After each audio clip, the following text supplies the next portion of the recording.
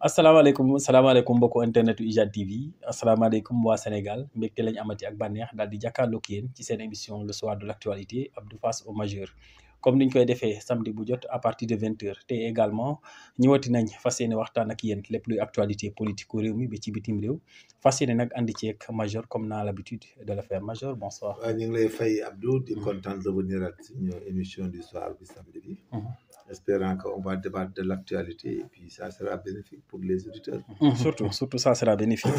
Alors major dañuy commencer rek waxtaan bi ak li nga xam ne moo gën a fës ci actualité semaine bi yem ci rapport Cour des comptes boobu nga xam ne def na tool am na manipulation ci chiffres yi ba démb kenn ci waa FMI daal di def sortie à la TFM daal di ne daal dañuy xaar la confirmation ou pas s'il y a manipulation des chiffres loolu nan lañ koy jàngatee en fait. bu fekkee ne FMI dafay xaar toujours le rapport bi nga xam ne c'est fiable ou pas. waaw xam nga FMI peut-être xam nga ñoom s'ils ont décaissé des fonds. ñeneen décaissé ay fonds. ñoom li leen intéressé c'est par rapport à ce que ñoom li ñu joxe. ñoom li ñu joxe moo leen intéressé ndagam c'est inscrit c'est dissimulé ou pas. maintenant nag ñoom comme ñun ñoo bind en tant que état ñun ñoo bind un rapport. ci biir rapport bi ñu ne am na ci créances yoo xam ne dañ ko dissimulé. là-bas day am deux hypothèses yu génn day amaat sax boo xam ne hypothèse interne la.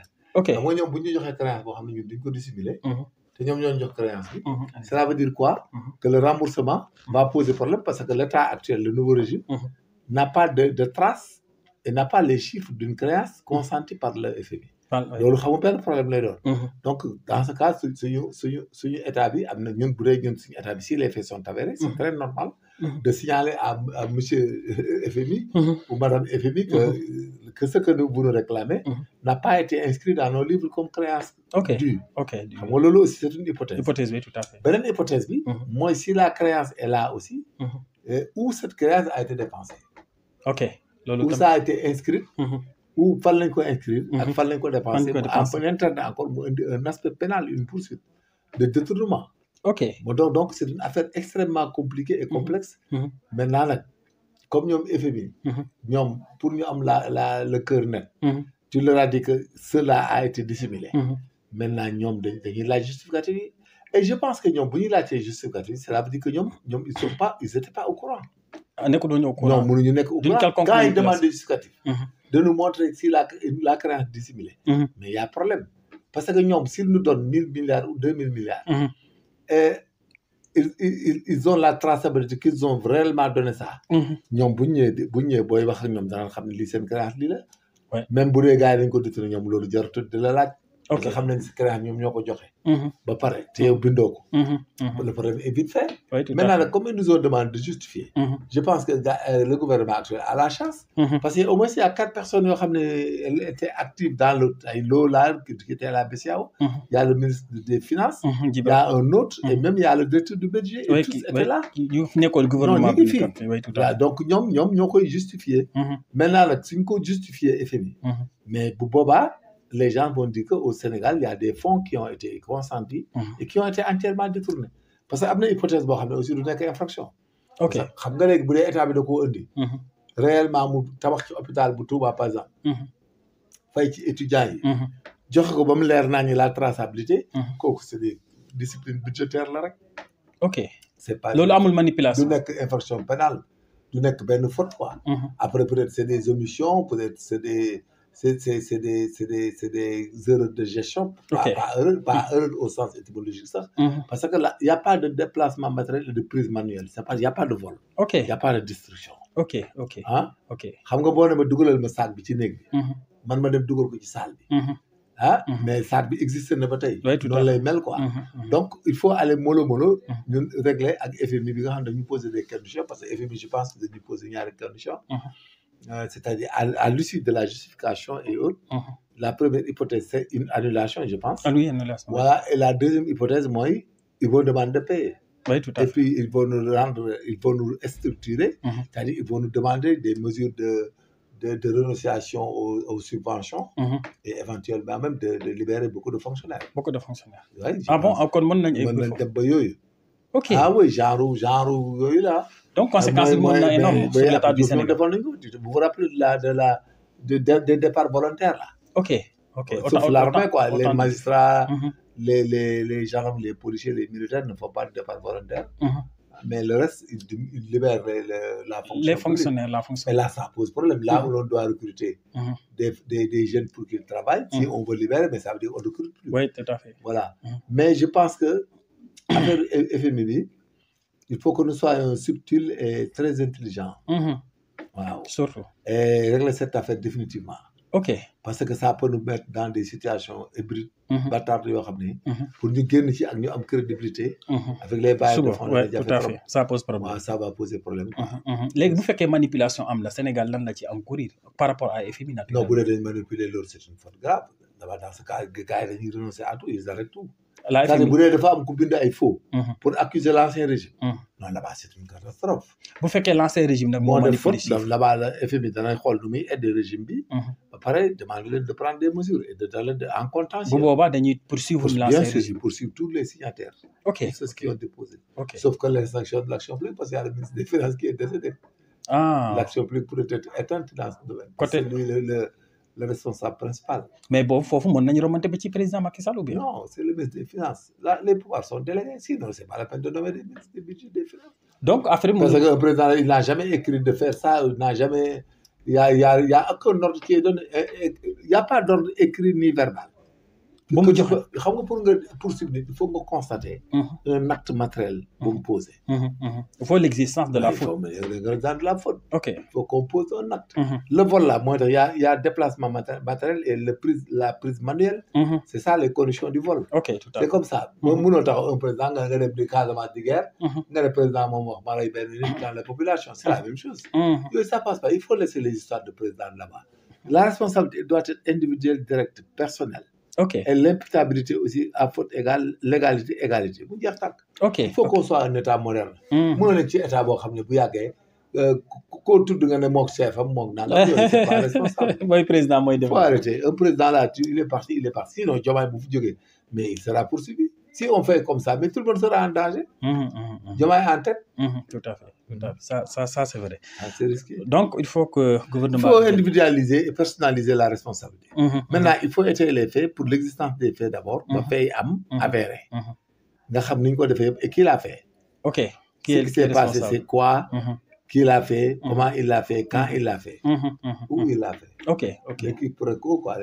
OK, tout à fait. Beaucoup de faits après, nous devons engager la responsabilité du auteur. Maintenant, si le ministre des Finances était l'auteur principal des faits, bon, il y a l'extinction de l'action publique. Si d'autres sont là, bon, il y a des auteurs secondaires. Co-auteurs et des complices, on verra. Mais pour l'instant, on n'a qu'à dire que ce qui s'est passé réellement, c'est de la manipulation du régime actuel. C'était pour gagner des plus-values de considération politique et de se justifier. Ou bien c'est les autres qui ont détourné. Ça sera un détournement de deniers publics. Faux, usage de faux. Tout à fait. Et dans ce cas-là, ça risque d'être compliqué aussi. Compliqué, on juge et puis on condamne. OK, tout à fait. Alors, bu ñu jàllee nag ci beneen point nga dégg rek ñu dégg rek fan yëpp semaine bi ñu bëri ñu ngi def sortie di naan Ousmane Sonko mënatul génn réew mi mënul dem ci ay France yéen i dëkk yi mënu fa dem en fait na yem rek ci Mali Gambie Mauritanie mais mënul dem ci yéen i dëkk yi parce que son procès avec Adji Sarr donc loolu noonu nan lañ koy jàngatee est-ce que tey le fait que ate woon nañ Adji Sarr ak Ousmane Sonko depuis daaw ren est-ce que loolu mën na empêcher Ousmane Sonko à ce que mu génn le territoire national? Non, je pense que c'est politique, c'est comme ça, les gens. Tout le monde est détracteur dans ce pays, quoi. Mais Ousmane Sonko ne peut plus le poursuivre pour cette affaire à l'intérieur du pays comme à l'extérieur du pays. Moi, procès ak Adji Sarr kenn mënatu ko ci topp. Mënatuñ ko àtte feneen. Beneen état mënu ko def. Parce qu'il y a le régime juridique des infractions commises à l'étranger et que la compétence rationne aussi bien rationne personnelle. Un autre pays mënu ko defal nit parce qu'il y a autorité de la chose jugée. Il y a plusieurs hypothèses dans cette affaire de Ousmane Sonko ak Adji Sarr. La première hypothèse, l'affaire a été jugée. Donc, il y a un régime juridique, autorité de la chose jugée. Autorité de la chose jugée, tout à fait. Donc, et là-bas, dans cette théorie de autorité de la chose jugée, il se pourrait qu'il y ait des voies de recours en temps normal, quoi. Et quand il y a des voies de recours, donc ça veut dire que l'action publique continue. Oui, tout à fait. Mais cette action publique, elle est éteinte par l'amnistie. C'est la première hypothèse. OK. La deuxième hypothèse, il a été jugé, il y a autorité de la chose jugée, il n'y a pas de pourvoi, de recours. Il n'y a pas de recours. Là-bas, il y a une peine et la peine aussi, elle devient prescrite en vertu de l'amnistie. Ok. Donc, dans tous les états de cause, que l'action publique pourrait continuer, ou bien que la peine devait être considérée, il y a extinction et il y a prescription. Dans toutes les deux hypothèses. En conséquence, lui, il est blanchi comme neige, jusqu'à preuve du contraire. L'amnistie, là-bas, il y aura une interprétation, c'est le problème-là. Mais à l'état actuel, il peut aller en France, il peut aller où il veut. Mais fi li nga bëgg a wax mooy que ne à travers loi d'amnistie bi buñ ko interpréter mën na dem ba fee yooyu noonu. Non boo ci dugalaatee day demaat ba fee bu boobaa la peine pourrait être exécutée la condamnation mën na nekk fii toog di ko xaar. Ok moo tax mais amnistie boobu du ci bokk buñ boole la loi interprétative. La loi interprétative ne vise pas ces affaires. Ok il parle de crime de sang. Ok loi interprétative. Waaw bokk ci donc ça veut dire que il peut voyager il peut aller où il peut. Peut-être il n'est pas d'accord avec eux. Il ne les prévoit pas dans sa politique. Eux aussi, ils ne le prennent pas en compte comme partenaires politiques. En conséquence, il ne peut pas aller chez eux. Mais s'il partait là-bas et que l'État français ou un État belge essaie de l'interpeller, ça sera de la détention arbitraire, c'est du crime de forfaiture là, c'est de l'ingérence et c'est un abus. Ok. Ça serait une faute grave entre le Sénégal et le pays. Donc, benn pays mënu ko téye c'est pas possible. Ça, c'est des théories passées. Donc, nit ñi dañuy wax nii rek. Non, dañuy saboter rek. Agiter le terre. Non, gars yi koy attaquer rek quoi. Mais c'est une théorie de droit très logique. C'est du droit objectif. C'est linéaire. Moo tax il y a deux hypothèses. S'il a été jugé, il y a autorisé la chose jugée. S'il n'y a pas de voie de recours, rien de suspensif. C'est autorisé la chose jugée. Donc là, on parle de peine. Et la peine, elle est prescrite sous l'effet de l'amnistie. De l'amnistie, tout à fait. Maintenant, même s'il était jugé et qu'il y avait une voie de recours et qu'il fallait aller à un jugement supérieur ou rétractif, c'est-à-dire retourner dans la même juridiction, là-bas, c'est l'action publique qui continue. Mais l'action publique aussi, elle est éteinte au vu de cette amnistie. En tout état de cause, que ce soit une poursuite ou l'exécution d'une peine, c'est éteint. En amont et comme en aval, c'est prescrit. Ok. Donc, dans toutes les hypothèses, il est blanchi comme neige dans cette affaire. Ok. Donc, je pense qu'il faut qu'on laisse tomber cette affaire. Continuer ci leneen quoi. Parce que loo gis rek moo tax àdduna dafa am la suite logique des choses. Moo tax chaque chose, il faut connaître, laisser les sachants vous expliquer ce qui se passe. Parce que des fois, da ngay gis ñoo xam ne bopp la ñuy doxale pour am plus-value politique ñu leen di nommer nangam ñu nekk ci télé yi. ñoom ñi ñu àndal sax ñoom ñoo leen di dugal après. Ok. waaw parce que dañu nekk di weddi yow loo xam ne ñu ngi koy àtte di ko juger di ko nangam da nga koy suivre jusqu'au bout mu jeex. Oui, tout à fait. Comme ni mu jeexee nii. Heureusement. C'est plus sûr. que ngay dugg ci yeneen di théorie rek. yeneen détails waaw baaxul quoi naan deful dara def na dara yooyu yëpp da ngay dugal nit ki. bàyyi rek comme àtte nañu affaire toppal procédure ba mu jeex. Mais heureusement que cette affaire elle est close elle est classée. Ok. Il peut voyager quand même mais peut-être il n'est pas avec la France. Il n'est pas avec les autres et puis il ne juge pas utile d'aller. Le président de la République a voyagé. Oui, tout à fait. Donc c'est tout hein. Le reste c'est des détails. Personne ne peut l'interpeller à l'extérieur pour cette affaire. Ok. Là-bas c'est attaque directe à notre pays. Oui, tout à fait. Là-bas celui qui le fait tu vas nous attaquer directement. Ok, tout à fait. Et puis c'est juridiquement c'est pas on légal. va te poursuivre. Ok. Nous allons poursuivre celui qui l'interpelle ailleurs. Ok. Donc loolu débat boobu na ko nit ñi close wuti beneen point politique. C'est pas comme les histoires d'atteinte aux droits humains où les gens peuvent fuir aller ici là-bas et tout le monde est compétent. Mais ici la compétence juridictionnelle, le régime juridique là, s'il avait commis une infraction au Sénégal et il rentre en France sans être jugé, sans rien, et là-bas on fait une plainte.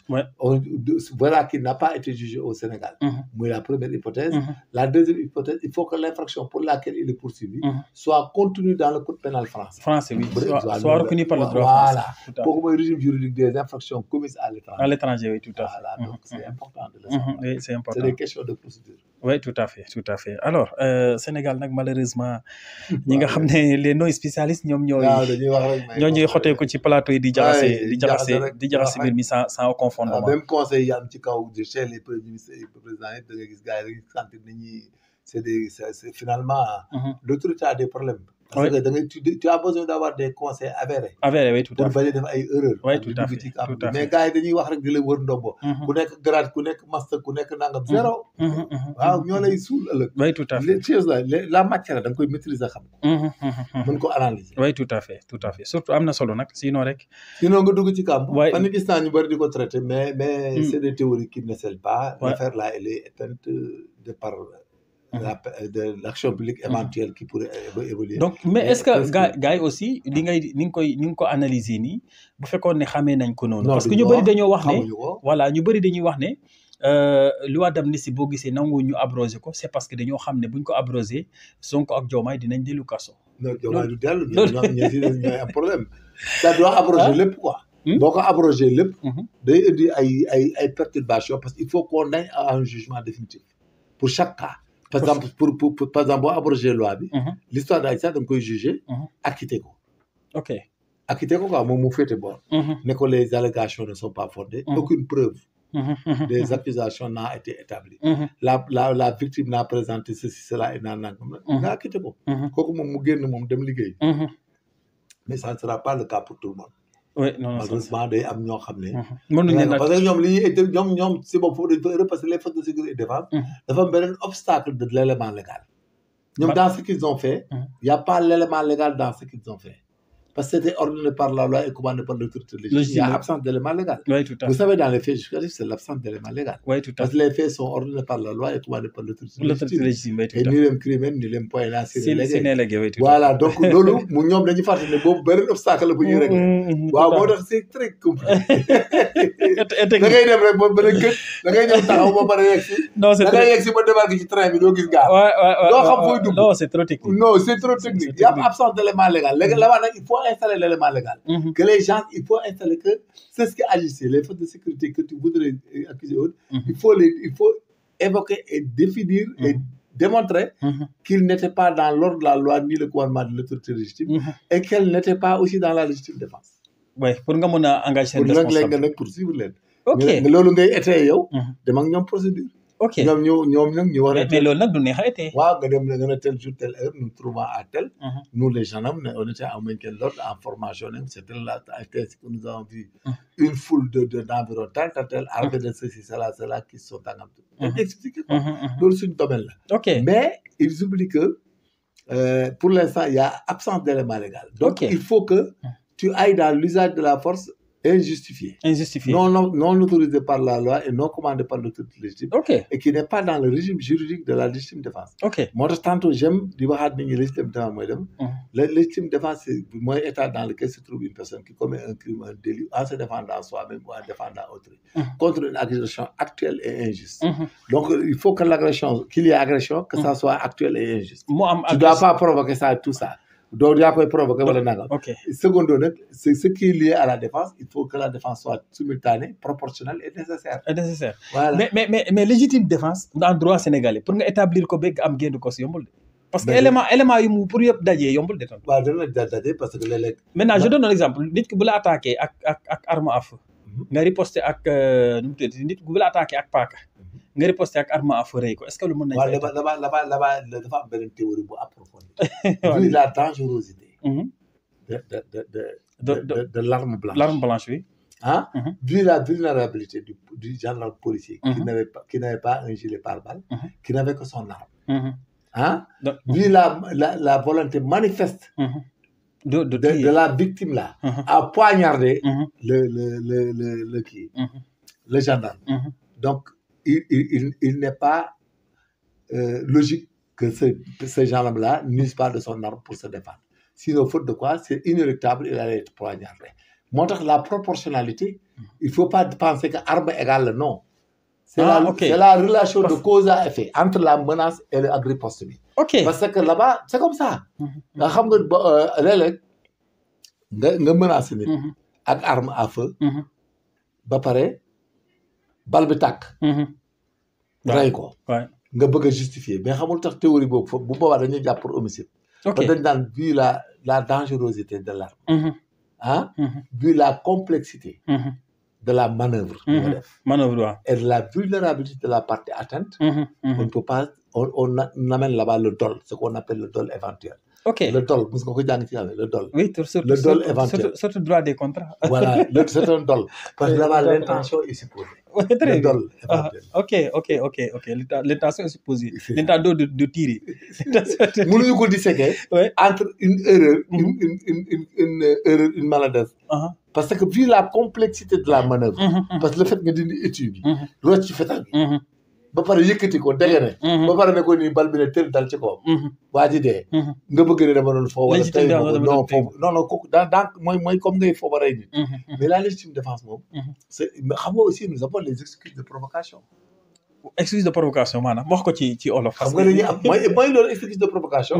mi ngi mel nga nit fekk la ci biir këram. nga bàyyi sa kër. ñëw ci biir kër waa ji. nekk ci biir néegam. nekk ci kaw jabaram. mais xam nga waa ji gaañ la mais yaa ko provoqué. ay excuses atténuantes la lépp lañ koy jox. ok ay excuses atténuantes excuse de provocation. ay circonstances atténuantes yëpp juge bi xam nga ces choses sont laissées à l'appréciation du juge. C'est pas comme les circonstances aggravantes. Elles sont obligatoires, personnelles.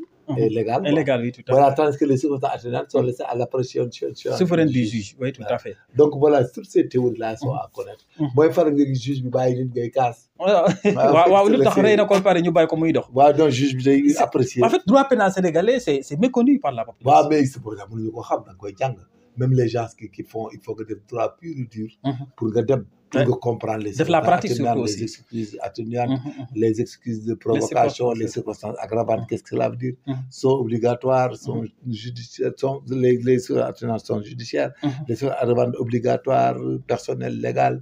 Bon, toutes ces théories, donc, il faut disséquer la complicité, le recel. Le recel, c'est la complicité par postériorité.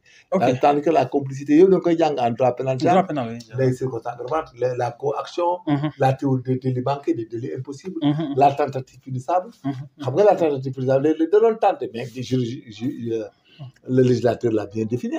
Oui, c'est toute tentative de crime ou délit qui aurait été manifestée par un commencement d'exécution. Celle n'a manqué son effet ou n'a été suspendue outre que par des circonstances indépendantes de la volonté est considérée comme le crime ou le délit lui-même.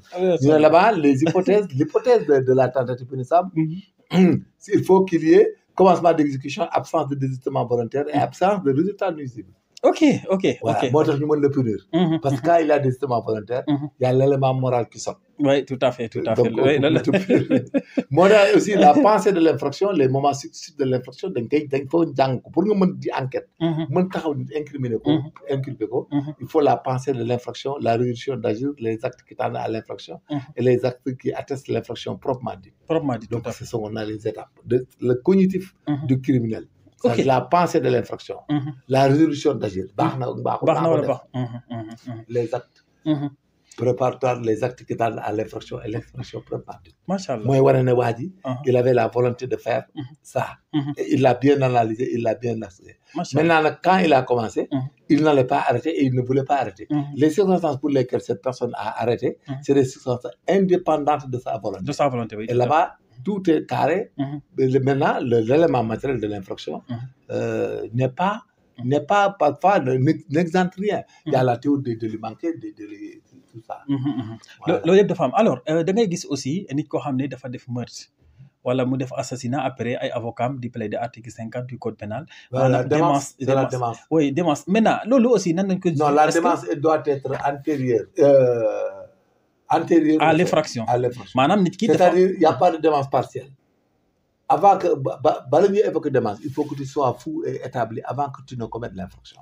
Mais ndofte boobu bu fekkee ne amoo certificat médical. Non, dañ lay tëj ba jusqu'à preuve du contraire après nag dans l'avenir.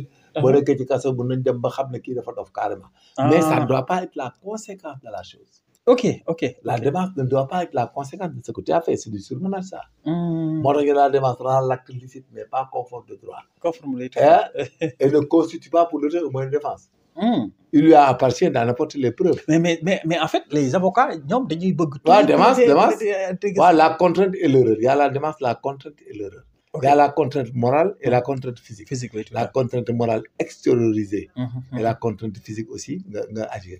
Il y a la contrainte. C'est dans des hypothèses léeg-léeg ñu am fu ñu la tëj wala nangam nga bëgg a échapper ñu ëpp la doole ngay daal nga tampon waa ji mu daanu dee wala dara mais tu étais contraint. Voilà. yu mel noonu la maintenant loolu la démence rend l'acte licite mais pas conforme de droit. Il en appartient à l'auteur d'en apporter les preuves. Elle ne doit pas être partielle. Elle ne doit pas aussi être total. Elle ne doit pas être la conséquence de ce que tu as fait. Donc mënoo plaider nga ne kii day am temps xel bi dem day am temps mu wér. donc day dof am kayit. Mais sinon dañuy jël la démence léegi nag bu ñu demee ci enquête moo tax en matière de crime des fois il y a une enquête de moralité. ok pour xam mo affaire yëpp quoi. Mais la démarche au Sénégal, si tu n'as pas un papier de fou là du jàll. Après nag les gens pourront plaider dans l'avenir naan dafa dof gars yi seet comme dof bi là-bas ils lui donnent la liberté conditionnelle mais là-bas c'est pas une justification. La liberté conditionnelle c'est des libertés considérées accordées par le juge comme humanitaires quoi au vu de l'état de la personne de sa dépravation et autres. Parce que tout le monde peut tuer et simuler une folie hein. Oui tout à fait Voilà moo tax ce sont des excuses. Le reste c'est des mineurs. Et les mineurs aussi il y a admonestation pour peine pour crime et délit. Voilà et puis il y a une mise à l'épreuve. Mise à l'épreuve wala bi ñu waxee ci mineur foofu aussi dinañ ci wax parce que da ngay gis ay jeunes comme Abdou Sarr wala Massamba di génne xale boo xam ne 17 ans la am wala 16 ans. je donne 13 ans léegi ngeen dem ba mu ëmb. Voilà donc là aussi gis naa ci ñu bëri xam ne dañ leen a tëj. parce que dañoo ëmb abus la xam nga l'abus la personne mineure son consentement n'est pas retenu par la loi. ok c'est ça le problème mënul joxe consentement la amul consentement donc yow abus la. Ok. Et l'abus là, donc c'est une corruption de mineur que c'est intellectuellement tu l'as agressé. Parce que tu as abusé de la faiblesse du mineur. Ok. De son inintelligence. Parce que le mineur n'a pas abouti, son métabolisme n'a pas atteint le top normal, le niveau normal. C'est pour dire mieux, le thymus est entre ces deux poumons. Oui, tout à fait. Le thymus qui régule la croissance en hauteur et en largeur des os là, et qui atteste, qui stimule le cerveau, l'intelligence et autres, certainement. Le législateur, c'est pour protéger les personnes parce que c'est comme quelqu'un qui n'a pas de faculté morale, intellectuelle, pour dire oui ou pas, ce qui est bon ou autre. Bon, quand tu abuses d'un mineur, on dit violent, c'est des abus de faiblesse de mineur. Ok, donc. C'est des abus sexuels. Donc, c'est des détournements de mineurs. Du délit, mais. Non, du délit, mais attestation, conjonction sexuelle. On doit attester la conjonction sexuelle. Ok. Le viol, maintenant, c'est toute forme de pénétration. Ok. Dit qu'il y a beaucoup de les pénétrer. Oui, tout à fait. Donc, la définition du viol revient. Oui. Maintenant, là-bas, le mariage est préjudiciable à l'action publique. Maanaam. Beaucoup taqué. boo biiralee mineur ñu nangu nga takk ko mu am nga takk ko légalement il faut que le mariage soit dissous le divorce soit fait pour ñu mën le poursuivre sinon tant qu'il y a le mariage tant que mariage bi foofu mën nañu boo marié yaa préjudiciable à l'action publique. Oui, c'est vrai parce que l'émancipation, la seule cause d'émancipation au Sénégal, c'est le mariage. C'est ça. C'est vrai. Nit ki bu marié woon émancipé day nekk ci yow ay circonstances atténuantes. Oui, tout à fait. Bu ñuy sanctionné tout à fait. Mais le mariage est préjudiciable à l'action publique. Ok. Donc bu dans boobaa ce cas d'espèce. Il faut qu'il y ait divorce pour qu'on puisse te poursuivre.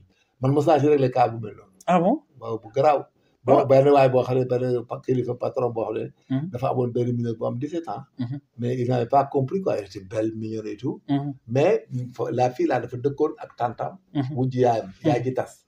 muy papa ji téye ko ci kër gi bàyyi ko wujji yaayam. wujji yaayam nag di ànd ak moom ba présenté ko ak càmmiñam. waa ji biiral ko nag yaay ji mère porte plainte ndax fille bi avait 17 ans. Mais le gars était tombé quand il est au parquet de Thiès, ils ont mis l'arrestation.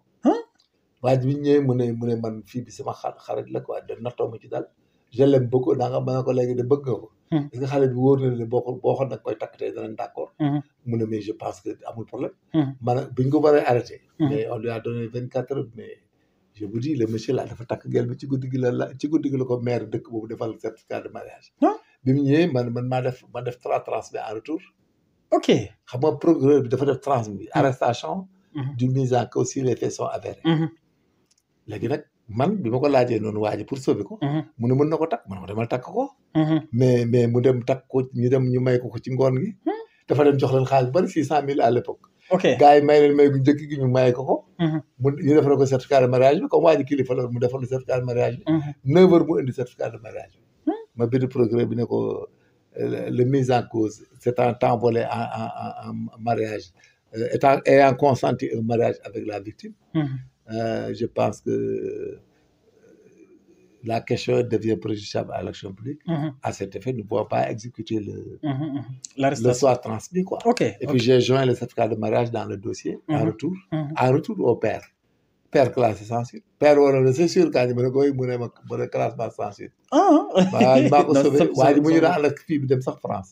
macha allah mu ñu dem France mission dañ ko affecté sax dans les ambassades en France mu ànd ak fii bi foofu après bu ñu dellu si waat Sénégal l'affaire est close. Ça fait maintenant 20 ans et quelques. macha allah c'était yàlla. En tout cas moo gën a ñu tëj ko nii. Mais il a marié la fille parce que dafa dem kilifa la aussi mi ngi liggéey am na avenir mu ñëw may leen may gu njëkk ci guddi gi joxe bagage yi bon comme kilifa ñëpp jàpp ci defal ko certificat bay ci guddi le matin mu indi ko quoi ma def soit transmis en retour bi ah bon oui parce que le mariage est préjudiciable à l'action publique oui tout à fait tout à fait léegi doo dégg bu avocat di aimer le terme éliminer litige quoi di wax seen affaire ok c'est incidentiel non des fois c'est compliqué la procédure da nga koy jàng non genre situation moo tax léeg-léeg nga dugal nit ñëw nit boo ko indee sa commissariat wala sa brigade ngay commandant wala dara mais war nga mën a xam li mu def nii s'il y a une possibilité de résolution normale ok avant muy dem ci procureur waaw bala muy dem il faut nga am xam-xam boobu ok li ko waral il faut bien classifier les infractions bul bàyyi rek imposteur yi ñëw di jàppalu nit di ko fenal noonu di ko di jaxasee rek bañ téye ko non c'est pas normal tout ça da ngay gis c'est malheureux nag au Sénégal c'est malheureux bon fan yi aussi gis nañ réseaux sociaux yi quand même le droit sénégalais les juges autant pour moi ñu ngi ciy def liggéey bu mucc ayib parce que bon saaga yi xasante bi ci réseaux sociaux yi nga gis fan yële rek atte nañ ci ñaari je ne sais pas TikTokeur lañ ko waxee. xaw ma 3 mois. voilà noonu la ko 3 mois. boo saaga wala yooyu mais comme li nga wax rek. c'est-à-dire il faut que les gens aussi arrêtent les échanges acerbes. sur les réseaux sociaux il faut qu'on dise la vérité léeg-léeg nga toog nit bëgg ko waxal loo xam ne dëgg mën na la mais waxoo dëgg da ngay fen xam nga il faut qu'on soit aussi civilisé ça veut dire qu'on n'a pas dit la vérité ah. xam nga Sénégal c'est culturel. xam nga Sénégal fii am na loo xam ne boo ko waxee kilifa ci këram rek doom yi xeex ak yow. mais kilifa gi bu la waxee loo xam ne dëgg naan ko du dëgg. il faut qu'on arrête et puis le fait de nous adonner à des sciences de dualité en communication day indi problème aussi. ok mënoon a taxaw ba chaque jour nga dem ci télé yi il faut nga dugg fa di wax ak gars yi di discuter mais wax boo leen waxee dara ñu ne lu waxoo dëgg il faut arrêter yooyu day sonal juge rek ah. ku ko bañ bul dem ci télé yi. ok non il faut mu clair. ok voilà kuy bëgg a dugg ci politique boole dara doo bañ ko ne da ngay fenn waxoo dëgg. mais niñ ko waxee. alors nañu jàllale foofu sax dugg ci vendredi bële pas vendredi bi l'autre bi nga xam ne. Badara Gadiaga ak kii Amadou. waaw xam nga yooyu ay problème politique la ay règlement contentieux politique la parce que boo déggee sax li mu wax ñoom yàgg naa réglé ak ñoom dañoo bàyyante. c'est des anciens partenaires qui se sont disloqués. ok voilà donc règlement de compte politique c'est trop hybride moo tax bu ko ci ñëw di wax mais Amadou Ba moom li ma koy reprocher c'est quoi. il a fait une initiative de loi il n'a pas à aller dans les télé expliquer day bàyyi ba affaire bi dem plénière gars yi voté ko jëmu ko plénière réglé ko amoo droit di dem di expliquer li ngay proposer en état. ok est-ce que bëggul aussi affaire bi gën a leer. non pas du leer boobu mooy seen problème boo ci duggee rek gars yi di indi la problème. fi ne loi bi dem na ba mujj na am na théorie ba mujj gi finalement c'est complexe même ñi koy voté boo ko wootee bu ñëwee aussi ëllëg dana dem ba ëpp ñëpp doole. ok yàq fi lu bari. c'est-à-dire il devait pas aller il a fait cette loi il n'a qu'à laisser l'Assemblée les journalistes là. qui veulent en savoir plus ils n'ont qu'à aller là-bas au plénière. wala bu ñu koy voté. boo ñëwee dañuy lire proposition bi. lire recopier ñëw ne il Amadou Ba a proposé ça. mais mënoo proposer loo xam ne kenn atte ko nangam nga nekk ci télé naa la koy défendre. et puis en tant que vice-président de l'Assemblée il peut plus être des débatteurs comme ça dans les télé. ok est-ce que moom génnu ci moom sax muy def interview. non entretien ak journaliste yi. moom kese def dara ak ñoom. ok moom acteur bi daf ko proposé. daa war a toog rek bañ a def sax. non amul lu mu ciy def proposé na ko ne dem yoon. ok bu beneen yoonee bu ñu ñëwee assemblée xam nga fu mu war a yem. bu ñu demee assemblée ba wote benn affaire bu génnee ñu woo ko laaj mu def audience mu def kii comment on l'appelle. exposé bi mu expliquer interview bi. dem yoonam ils n'ont qu'à prendre cette habitude. mais li ñu doon def noonu ba yegg si au pouvoir mënatuñ ko def. mu indi lii boo xam ne waxoo dëgg mais waaye du la fa da ngay fen ndax la waxoo dëgg quel est le problème. mais c'est comme l'affaire de Abdou Guerre kuy sa papa. mais Abdou yow kuy sa papa. mais da ngay mer parce que culturel koo meree aussi juge bu nu ko àttee nañu wax ne dëgg kenn jàpp nit ci loolu. donc loolu mën na ci jàpp mais gis nañu aussi Azoura Fall di defar sortie naan justice amul Sénégal. bon Azoura di wax di yàqu la. Azoura nee na moo ci coow nii parce que finalement dina yàq digganteem ak gars yi. ok donc sortie boobu noonu. waaw buy wax ni di ko ne di wax di dem rek day am problème moom. lem doon wax na ko ba am considération vis-à-vis ñi mu àndal. mi ngi ciy am teraanga am na ci oto am ci kër am ci bagage. léegi naka ku ne saa bi dem yoonam. wax ji du question wax jee leen di téye wax jooju nag moo leen di dindi fi ñu nekk. gis nga boo yaakaar da ngay continuer di wax pour gën a am dara c'est le contraire. il risque de t'éclabousser. il risque de s'éclabousser. parce que s'il n'arrête pas avec les dualités en communication dans les télé là. mais ça va fuser tout azimut du dem de. ok parce que mënoo chaque jour lu ne réel rek nga ñëw télé bi di wax. surtout waaye ñi gisee ñu opposé wu. il faut nga ñu bàyyi leen comme ñoom nañ doon def. ñoom it heure bi dafa de ñi ci des. ñu seen wàllu jot. ñii lay continuer waat ba 2029. ok ñëpp ay génn ay ponkal sax dañuy génn après di wax. ok affaire nguur affaire hypocrisie da ciy dugg. waaw soxorante da ciy am. bañante da ciy am. mais yàgg nañ ko wax. boo leen wax mais da nga daan dégg ñu lay téye mais tey fu ma dem ci dëkk bi nii fu ma jógee aéroport damay dem sax di nëbbatu damay mujj toog. da ngay gis ñoo xam ne dañoo naan la mais père mais major li nga doon wax yëpp gis nañ ko. li nga affaire bi moom boo ci nekkoon doo ko xam. gisoo les gars yi fu ñu toll ñu ngi prête naan dañ maa saaga ak dañ maa nangam. dëgg la dëgg la mais c'est la vérité. c'est-à-dire ni ñuy defee politique Sénégal moo doy waar. surtout. waaw pour am nguur Sénégal nit ñi dañuy def. yaa ngi ci service di jaay kayit yi. yaa ngi ci service ku wax chef bu wax nga enregistré ay kayitam. foo toll yaa ngi fenal opposition bi. boo amul fii dara yaa ngi seet looy épargne de l'autre côté. pour am fa dara. mais bu yàggee ci bi amalgame bi dugg na gisoo ni mu demee nii. kenn xamatul lu mu doon. voilà te lii kanam la jëm de bu noo gutiyee. en tout cas dina yéeme maintenant comment faire pour régler ça. non mais solution bi day jafe il faut que ñoom ñooy noppi rek di gouverner dem seen yoon. ku lu waay wax moo xam. parce que loolu ku ñuy wax crime wala délit procureur mën na ko régler ak. oui justice moom day def liggéey. non justice mën na def liggéey. mais ñoom ñooy dimbali justice. parce que bu ñuy wax ba pare bëgg topp ay nit justice du ko mën a régler. oui déedéet du ko mën a régler. du ko mën a régler. ah il faut ñu def profil bas et puis. waaw da ngay def profil bas. nekk autorité aussi. oui. yam munoo nekk DG professeur Guèye jëw di comme Dambodj. non il faut ñu arrêté ay kilifa lañ léegi dañ dem bàyyi gars yi dem seen. non xam nga àdduna ku nekk da ngay am étape ak évolution. man daal dama doon wax défendre un projet. projet moo doon ak avoir le pouvoir boo dee projet lan la. nga ne mooy gagner le pouvoir yam fa. projet yooyu boo projet y' a pas autre chose c' est de prendre le pouvoir. et de gouverner. Comment faire pour essayer de réussir en gouvernant. c' est tout. maintenant tout le reste là. du ma nekk man autorité nekk DG wala nekk nangam ñëw ci télé di réeli fu ma toll du ma ko nangul kenn. kenn laa ko dul defal. waaw damaa bokk ci projet bi. wax naa bañ gagné. war nañ ma nommé nañ ma. je gère fi ñu ma nommé pour def un résultat positif. oui surtout mais du ma nekk tiktokooru kenn. mais di wax guddi wax bëccëg ñu lay enregistré chaque matin chaque soir. bu yàggee loolu moo lay toppaat yàqal la loolu wax. oui tout à fait. wala indil la musiba sax après gu rëy parce que li ngay wax ba falu. du loolu ngay waxaat ba toog. oui da ngay wax leneen. ak régler ak ñeneen. lijjanti leneen. mais à ce rythme là. mais ça va fuser très vite. ok très vite.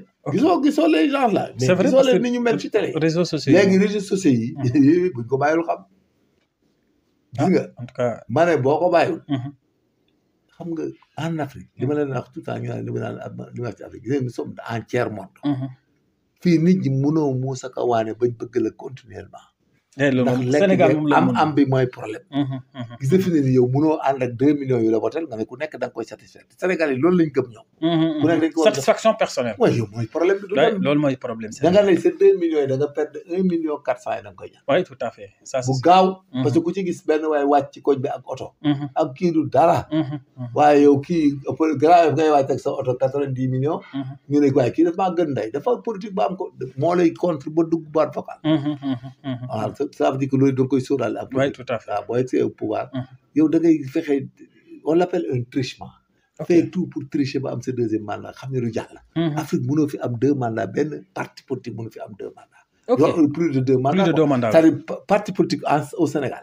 mënoo boo rëccee léegi premier mandat. boo amee deuxième mandat. yow doo mën a tee ñëwaat. sa koo àndal du mën a ñëwaat. il faut même pas se tromper. loolu mooy problème bi. mooy problème bi parce que tey c'est le cas satisfaction bi day am. léegi da ngay dem sax jusqu'au bout da nga naan man est-ce que danaa yeggale sama premier wala danaa rëcc premier. ndax daa am deuxième. parce que gis nga ni muy demee mais jamono ji tar na tar goo xam ne. dëgg la africains yi ni ñu koy gisee ak ni lii politique. du dem. surtout loolu. mënutul jàll. et puis les gens vraiment seen mentalité bi aussi c'est. non c'est clair net. mais ils vont te tuer en plein jour. oui tout à fait. c'est une mentalité de démagogie. de démagogue là. et puis ça tu leur donnes pas mais ils te massacrent. oui loolu moom amul. et puis doo remplacer kenn. benn ministre boo fi wàccee dans un an. mu opposé ma dugal ci samay bagages. loolu nag nga di ma wàcce avec quoi. da ngay mujj doo wàcce léegi ñi ci des aussi bëgg na ñoom it dañuy. ñam ndax wóorul waaw dëgg la ndax 5 ans yi danañ ñamaat dañu bëgg a ñam. noonu la di def. ku def 2 ans nga remplacer ko dem jël xanaa. parce que problème bu rëy la. moo tax en Afrique là li politique gis nga même Sénégal nii gis nga nañ naan ñun suñu réew yi nangam. mais ñoo ëpp cat fi ne en Afrique ñoo gën a am problème. oui surtout non ñoo ëpp problème ñoo ëpp nous avons de sérieux problèmes te suñu problème bi ça ne fait que commencer. oui tout à fait alors ñu dugg nag ci wax boo xam ne xëy na dina neex pël yi ak caameen yi wàññite ceeb bi. loolu aussi indi benn doole boo xam ne ñëpp a ngi génn dina du état du Sénégal moo ko je pense que ceeb bi su wàññee ko c'est une chance pour les Sénégalais et pour l'État aussi. oui tout à fait parce que il paraît que la Chine a levé l'embargo de rétention de vente d'une qualité de riz qu'elle voulait garder la Chine. Maintenant ils ont levé ça. Maintenant il y a incidentiellement dans l'importation des taxes de douane, mais le prix de base, le prix d'achat ayant diminué de 60 francs. Bon, les gens ont agi ce prix à 60 francs. Mais dans ce cas, c'est tout le monde qui gagne. Et que l'État aussi, c'est un avantage pour l'État qui gouverne. Parce qu'il avait le souci de diminuer, il ne pouvait pas diminuer. Il a subventionné et ça n'allait pas. Maintenant, mais il paraît que c'est une qualité de riz, belle qualité là. Donc, ça va aller à moins 60 francs. Mais ce n'est pas une affaire de polémique. Parce que l'État pouvait aussi faire un deal là, l'État qui cherche de l'argent. Oui, tout à fait. Moi, transporterie. Vous connaissez au même prix et vous me donnez 50 francs par kilogramme. Oui, tout à fait. Mënoon na bañ a subventionner ça. non comprendre loolu de. xam nga ceeb bi dañ ko wàññi à la base. mais bu ko importateur bi indee xam nga moom da koy jëndee prix d'achat moins 60 francs. léegi 60 francs bu ñëwee état bi day veiller pour mu appliquer ko ci prix dans le marché. consommation oui tout à fait. l'état bu doon dealer la état dealer lañ dañ naan ko léegi yow bu ñëwee rek may jox 40 jël 20 yi. mais 40 francs dañu ko jox dans la genre péréquation lay doon. péréquation da nga koy précautionner. Ce qu'on appelle la caisse de péréquation et de déstabilisation des prix. Et puis du boobaa. parce que population bi dañ ko xam. ñoo koy supporter. non population dañu ko ni jënd rek. mais waa ji bu wàccee ceeb bi depuis le port. état bi bu xoolee tonnage bi. dafa am non-obstant le dédouanement taxe port ak yooyu. waa ji day calculer par exemple tu vas amener 20 000 tonnes. la tonne égale 1000 kilos. ça fait 200 000 kilos voilà c'est comme ça ou 2 millions de kilos. et vous me donnez 40 francs. 40 francs. Voilà, de plus.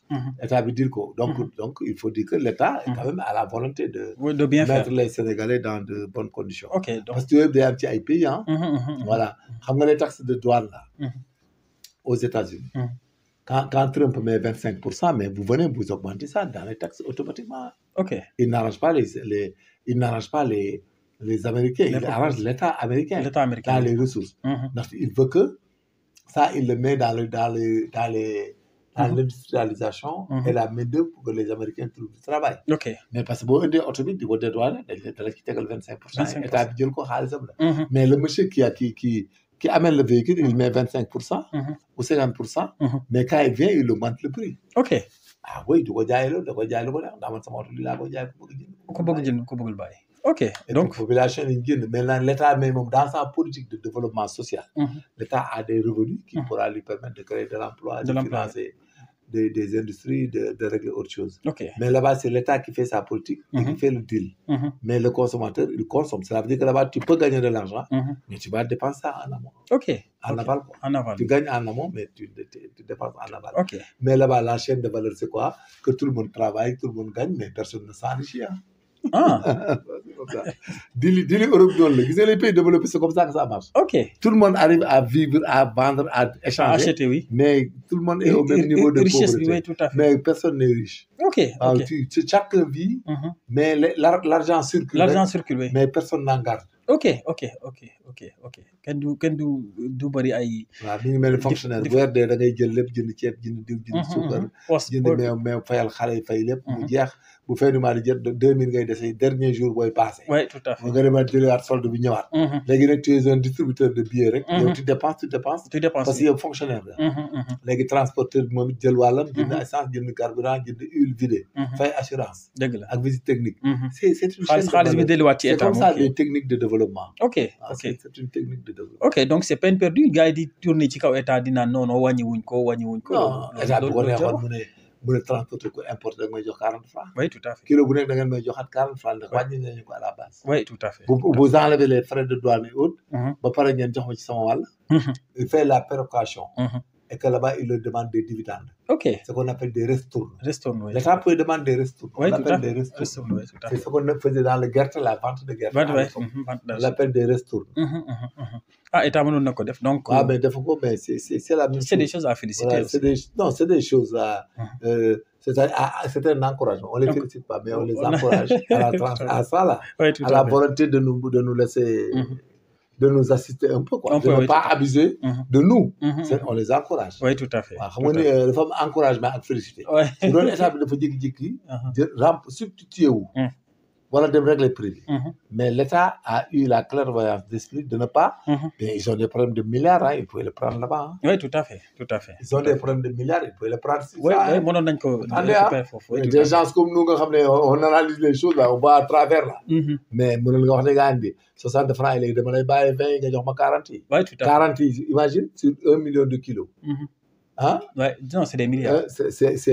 C'est comme non xaalis la ah bu yàggee day nekk xaalis ah. oui tout à fait bu parce que ay 1 milliard de kilos lay doon ah. parce que ceeb bi boo defee par kilo ay milliards. milliards là, oui tout à fait. voilà tu prends 40 milliards par mois mën nga ci jël 40 milliards. par 2 mois. oui par chaque tu auras 6 fois 4 12 ans ça te fait 1200 milliards. oui oui xam nga ñun ni ñuy calculer dafa garaaw de. ay économistes ngeen la. non ñun da ngay la bu doon chômage gi. damay la gars yi 40 francs ah parce que dama am problème budget fait. oui tout à fait.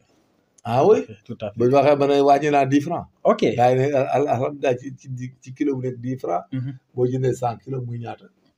1000 francs oui. ba nga ne wàññi nga tuuti dem mais comme ils sont encouragés parce qu'ils n'ont pas fait de deal là-dessus. tout à fait tout à fait. Ils peuvent faire de deal. Ils n'ont pas fait de deal. donc voilà. ok ah en tout cas loolu daal kon nañ leen encouragé. non comme ça comme ni nga ko waxee. alors. occasion bu am nañ ko exploité tout à fait ñu jàll teg beneen contrat bi nga xam ne lire nañ ko ci benn site donc à la place bu feesal rek ne Sénégal dafa signé benn contrat d'armement à hauteur de 208 milliards ak benn homme d'affaires turc.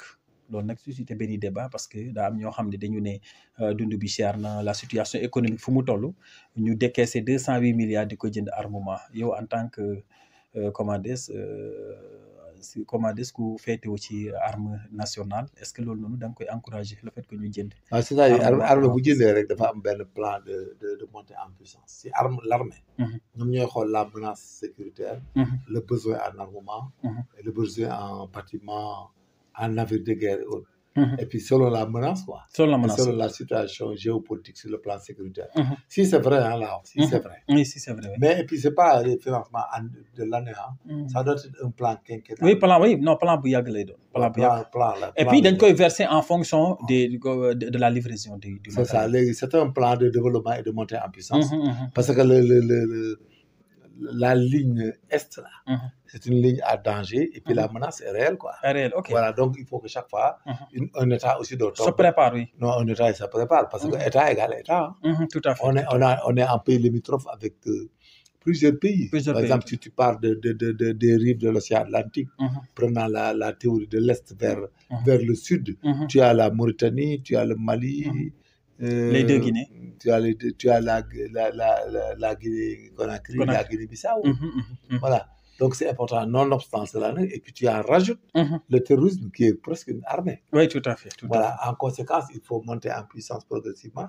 Et ces temps passés, même l'armée avait besoin de 15 milliards avec l'Union européenne pour pouvoir sécuriser la zone Est. La zone Est, oui. Et que la gendarmerie même est là-bas à monter en puissance avec les Garci là. Garci, oui, tout à fait. Donc l'armement dans un État, sur le plan militaire, c'est des plans d'équipement, c'est des plans pour monter en puissance, parce qu'il faut qu'on ait une grande armée avec des commandos, des paras, du génie, de l'aviation, de la marine, et la gendarmerie aussi doit avoir des unités d'intervention de haut niveau, parce qu'il ne faut pas attendre que les terroristes là occupent Kédougou, occupent Bakel ou Kidira, et après tu pars te défendre, c'est ce qu'on appelle la réactivité. L'État doit être proactif.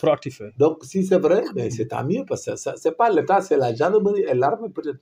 C'est l'armée qui a demandé l'équipement. Oui, tout à fait. Mais si c'est vrai, c'est l'armée qui l'a demandé et que là-bas, en tant qu'État responsable, ils sont tenus de les suivre. Parce que c'est une question de sécurité et que la sécurité est un facteur déterminant en matière de développement. Ok, tout à fait. Donc, l'État est obligé de C'est suivre. c'est Ouais, fondamental. Il faut Ok. arrêter là. Ok. Donc, C'est lolo des aussi, détails. nek ay Si précisions. c'est vrai, c'est tant mieux parce que l'armée doit définir ce qu'il faut faire. Et puis, parce qu'ils sont responsables de Ils notre sont sécurité. responsables, oui, tout à fait, de notre sécurité. Ah oui, c'est ça. doo xaar ba heure bi jot nga taxaw dañu théorie. Ok, tout à fait. Alors, ñu jeexal nag ci dernier point ak Mansour Faye ñu gis ni fan yi mu ngi woon côté Cap Skirring am ñoo xam dañu ne dafa bëgg a jaar noonu.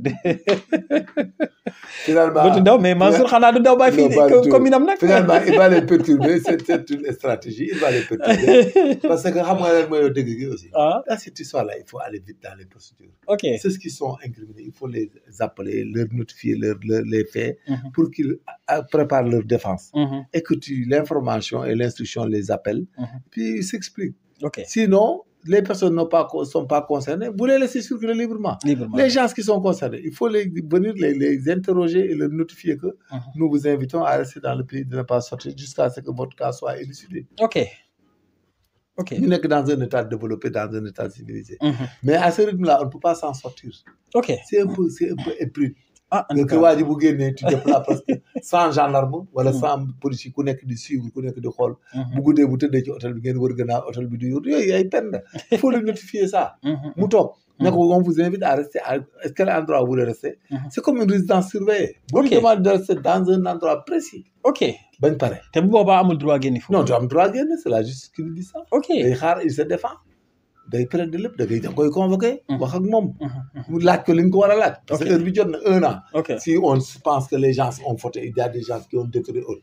Mais franchement tu dois pouvoir faire les procédures. Oui, tout à fait. Mais nit doo ko téye rek 1 an 2 ans. doo ko wax ñor na ni tooy na du dem du dikk ngay créer problème c'est pas responsable. Ok. Il faut aller très vite dans cette affaire. Et que les gens élucider ko waaw élucider ko. loolu mooy yoon. waaw mais li ñuy def nii day porter préjudice même au fonctionnement du pays. Ok. Parce que lu nit di def da nga naan wóorul. kii buñ ko tuddee mbaa duñ ma tudd kii du jënd kii du jaay kenn du dara loolu moo jàpp Sénégal. Il faut que tout soit vidé ñu dem ci leneen. Tout à fait. Dañ vidé tout le contentieux. Chose importante. État bi def conférence de presse. Mais suite à notre avènement à la tête du pays, nous avons élucidé tous les cas de manquement nangam. Ce qui nous a permis de récupérer tant d'argent. Ok. Et donc maintenant nous allons vers le développement, travailler et essayer de faire transparent, de faire la traçabilité des dépenses publiques, une bonne gestion et de bonnes dépenses sur les deniers publics. Ainsi de suite. Ok. Pour atteindre une croissance de tel. Daal di expliquer. Les Sénégalais yoo xam ne le contentieux est terminé léegi li ci des c'est des contentieux individuels entre personnes. Ok, chose importante hein. En tout cas même le cas de Lat Dior mu ngi ñaan liberté provisoire. Est-ce que loolu aussi mën na prospérer. mën na prospérer Lat Dior liberté provisoire mën na ko am ay ignorance c'est pas du deniers publics. Ok. C'est des sociétés nationales à gestion libre. Maintenant il faut que tu arrives à dire que à la l'ordonnance il a détourné. Ok. Donc liberté provisoire am bi mën nañ mais gars yi aussi commencé nañ xataraay nañ Lat Dior Baro Guèye nañ ko atte ainsi lu ne ñu koy non dañ ko may liberté provisoire atte ko après oui tout à fait loolu aussi c'est possible mais souvent Sénégal aussi liberté provisoire mooy mujj nekk liberté totale. C'est bon pas mal. Ah bon. Parce que là ban li ma dégg benn waaye moo dem boole ko ne daf ma joxoon xaalis. Ouais bien sûr loolu la. mais waaye on lui demandera est-ce que l'argent là boobu bi mu la ko joxee yow loo ci def. waaye da koo delloo xaalis bi wala da koo dencal ba. Non est-ce que delloo na ko je ne pense pas delloo ko de donc. mais xam nga bu nguur gu bees ñëwee ku nekk day bëgg a bokk. Oui tout à fait. waaw ku nekk da ngay wor. di wax lu neex quoi. mais am na yoo xam ne il faut l'éviter quand même. Oui la délation là bu continuer aussi ñeneen dañuy defaat loolu contre. oui et puis day gën a continuer. bu ëllëgee aussi dañuy boole ñëpp. loolu bi du taxaw waaw kii ñëw bees bu ñëwee da ngay am ñoo xam ne fii Sénégal xam nga li ñu lay def. am na ñoo xam ne fii ñu ngi lay xeex ci ay affaires. fi ngay liggéeyee. fi nga doon amee dara am na ñoo xam ne ñu ngi la fay xeex mais xam nga yëpp. Oui tout à fait. tu vois. Oui tout à fait. Maintenant tu dis rien. mais bu la neexee dans 5 ans bu affaire yi pare. mais je suis désolé ah su la neexee nga def li la neex. comme ni ñu koy defee. Oui tout à fait. finalement c'est une catastrophe. Oui tout à fait. da ngay ñëw waa ji ne ko jënd nga ñaari kër jënd nga nangam justifié. muy tergiverser nga place mandat de dépôt. mais loolu c'est cela veut dire bu yàggee ñun amuñu justice. Oui tout à fait. nañu éviter loolu. nañu juger gars yi wax ci jeex. justice bi libre def toppatoo yeneen. dem def leneen alors mu nekk ay kaddu yu am solo foofu nag la ñuy jeexandi Major lan ngay tàggatoo mbokku internet yu foofu li ñuy tàggatoo mooy ñaan yàlla koor gi jeex jàmm ko ak ñu noppalu. et puis nekk ci yeneen. donc dëkk bi day na waar. nit ñi ku nekk yaakaar nga ne fi ne sax boo defee lu bon wala nga soxara ni wala da ngay neexal Pastef erreur la. xam nga nekk sax ci service directeur d'une société wala dara. nga am ku fay liggéey nga gis ne bokkutoon foofu nga yaakaar ne boo ko loree. parce que danañ kontaan ci yow. mais loolu erreur bu la. erreur waay dëgg la tout à fait. waaw ci koo xam ne day def politique comme yow. nga xam ne dans 5 ans mën na substituer yow. mën na nekk boss. mën na nekk dara ci réew moomu. yow bu boobaa léegi yow lim lay def est-ce que da nga ko justifier. waaw donc il faut l'éviter. di jël ay nit di leen dàq parce que da ngay neexal un parti politique. di yàqal nit ay contrat yooyu wax la. nga yaakaar ne loolu yow mën nga rëcc. déedéet du daal tuuti mais c'est une affaire très grave. jaru ko quoi fayantoo rek lay indi. il faut mais c'est clair ne. fayantoo rek lay indi loolu mooy indi problème après. liggéey moo tax fi ne nii. am na ñoo xam ne ñu ngi foog ne ñoo ci nekk mais li ñu yor nii moomuñu ko. dañ koy ñàkk après. waaye tout à fait moomuñu ko. dañ koy perdre loolu moom c'est sûr. parce que les gens vont l'arracher. Ils vont te mettre dans le pétrin ils vont te mettre dans le trou après. mais loolu mooy continuer. on te met dans le trou ba ñeneen ñëwaat ñu xool. oui tout à fait mais yow ce qui est sûr tu vas être dans le trou. tu vas tout perdre. oui tout à fait. amul lu ñuy bàyyee du sa jabar du sa doom ak yow. ça moom c'est sûr. clair ça moom c'est sûr. on va tout te prendre. voilà et puis ils vont te renvoyer en même temps ils vont t'arracher ils vont t'appauvrir et te renvoyer. loolu mooy danger bi. am na ñoo xam ne booy wax ak ñoom dañ naan la man amul théorie gàtt sa rek. waaw dàq nañ boo ñëwee ñëpp ngay dàq. loolu waaw mais imagine da ngay gis yoo xam ne loolu lañ koy waxee ne la bu ñëwee tout le temps tout le monde le jour bi ñëwee au pouvoir jusqu'au jour après kuñ ci embauché il rentre. non loolu buñ Sénégal bu egsee foofu rek day compliqué. même les DG là tu vas les prendre et tu arraches tout ce qu'ils ont gagné. da ngay daw génn Sénégal ak li nga dese. mais c'est comme ça booy waxee loolu yow naa yow li ngay théorie majeur yow da ngay wut jàmm ak yooyu di wax ni nangam. mais ça passera pas. parce que les gens ils ont été renvoyés. travailler 10 ans nit ku liggéey fekk 10 ans 5 ans nga ñëw di ko dàq noonu parce que da nga yow da ngay neexal parti politique wala ne yow da ngay di xeex gama mais allons-y. ok on verra à la fin on verra. ok loolu moom xam nga mais je suis désolé mais on verra. on a leen ne baaxul ñu weddi ko. mais bu kenn jooy bu kenn jéem a ñàkk jom naan da ngay demander intervention après. mais ça passera pas. mbaa du ñu assumer rek. mais loolu da ngay assumer. xam nga affaire état moom zaahir la du baatin. da ngay def très attention. ñi ko fi defoon ñëpp ils ont payé les pots cassés. oui tout à fait Macky Sall dàqu fi kenn nangu fi këru kenn dàqul kenn.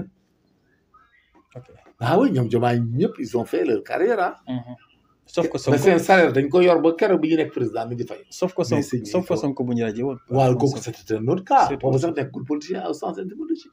du benn. mais bu boobaa koy mais Macky Sall bu doon dàq mais gos de nuyu ay CDC inspecteur des impôts ñoom ngay dàq. ngay dàq bu doon loolu am ba c'est permis. mais même planton dàqu. ok mais il faut faire attention surtout. waaw il faut faire très attention. parce que à ce rythme là da ngay ñëw rek jël baar bi teg le tel octobre 2024 du tout le monde licencié sans droit. loolu la ñuy ragal. te bu day am. parce que man li ma gis nii ñuy wax. ñëpp. boo xam licenciement yu bëri en fait. non ñëpp mais lu ñu waxoon port le directeur du port. def na sorti mu ne xaw ma 6 personnes. la ñuy dàq te mën nañ ko justifier. foo dem da ngay xam ne dañ la ñi ñu recruter li tax mu dangereux. képp ku waaj di recruter gars yi dañ koy dàq. c'est ça le danger. Cela veut dire que tous ceux qui travaillent ici là dans 5 ans 10 ans maximum ils peuvent se retrouver chômeurs sans droit. c'est ça le danger. dans ce pays loolu nag problème am. problème bu rëy lay am na aéroport da ngay gis ñoo xam ne dañ fay jël da ngeen di boobaag kii ñëw na leen dàq. boo demee port dañ leen dàq fonction publique da ngay dàq fu ne lay gars yi di dàq. non loolu débandal lay doon ba amoon na Turquie. Turquie yi bokkoon ci Gutelem xaw ma waa Diop am na benn waay boobu tu te rappelles. tout ce qui est avec lui ont été renvoyé. non léegi nag fi ne nii. booyam bi mooy maire Istanbul bi. Istanbul oui. gisoo ko ni muy yëngatoo ni di ñëw il est bien puissant. s'il vient rek ça sera une catastrophe pour les gens. ok xam nga loolu nag. mooy pays yi nga xam ne. day nekk genre anarchie. parce que un gosse boo xam ne. da ci toppoon ndeysaan wala nijaay ma ci dugg bokk ci dugal ko. wala ndeysaan mu dugg ci à 25 ans il a 30 ans il a marié une femme il a 2 enfants. vraiment nga ñëw di ko dàq. mais un DG ñëw nga nangu lim liggéeyoon 30 ans 40 ans parce que moom moo ci dugal lu ci bokkul. parce que DG boobu moo ñëw pour neexal une corporation politique. muy jël ay mesures yoo xam ne c'est des mesures impersonnelles. informelles et inhumaines. vous pensez que les messieurs vont te laisser mais tu te trompes monsieur. il va te ruiner. Il va ruiner ta famille et il te met en tôle. Ok. C'est comme ça que les gens font. C'est ça que je plaide. Il ne faut pas renvoyer les gens, il faut remettre tout le monde en place.